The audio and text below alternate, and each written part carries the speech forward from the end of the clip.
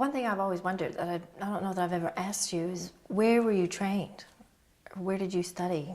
Or did you study under someone? Or how did this come about?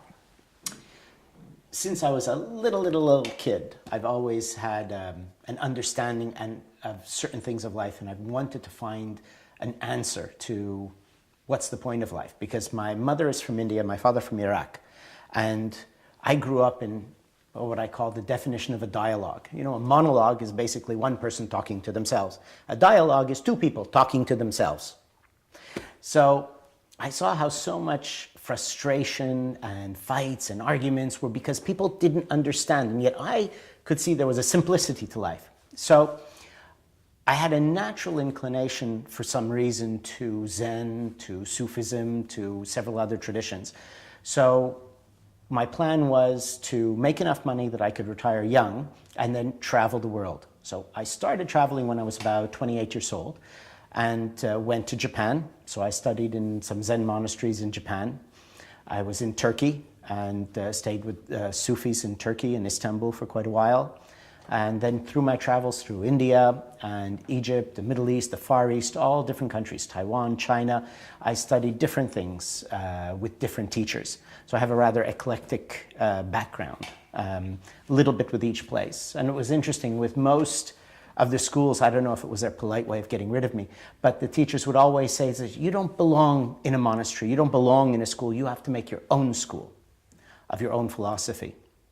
My philosophy was always the balance of the material, normal, modern life, where we can have work, money, business, house, family, all of these things, and yet simultaneously pursue a path of personal development and awakening. So the studies in the ancient schools, like the Zen monastery was 1100 years old, and the Sufi school was over 400 years old. The traditions were very steep in their tradition, but they didn't mix into the modern world. So my belief, my path, is to bring the two worlds together so people don't have to just be in a monastic life, but yet achieve the same level of emotional freedom and spiritual awakening, as well as financial success. So despite where I've studied, my work is really quite unique and of my own creation, mixing the ancient traditions with modern stuff. Did you have a method of what things you were being taught were you to discard and what things you were going to adopt? Especially as you studied the different things, there must have been different paths, or did they mesh? That's actually exactly was the point. What I had seen when I was young, and I studied dozens of different traditions, religions, mysticisms, is I said, how can all of these different traditions, and some, as we know, fight and try to kill each other all the time, how come they all have produced some awakened people, and yet they're different? So what I set out to do was find the similarities in every tradition, because every tradition has certain points which are identical in all of them. So that's how I decided what to follow, what to discard. I kept and I created my methods based on what was the same in every tradition I saw, and I discarded things which were totally unique to one tradition, which were not found in any other. Because those might be culture-based, perhaps? They would be. Their religion, culture. Every religion or tradition is created based on the people, the time, the country, the climate, the culture, all of these things. So many traditions will have aspects that fit the time of their creation, which don't fit in today's world, you see. For example, a lot of eating regulations in Judaism or in Islam were very valid at the time, because they were basically, the word kosher means fit to eat, healthy. And the same thing in Arabic, halal and haram is meaning fit to eat or not fit to eat.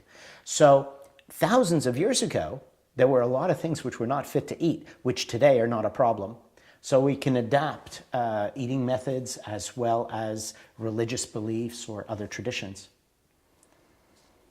So how does religion fit in? Did you study religions as well? Or is that something separate than these, sort of mysticism? my goal is to understand the human mind.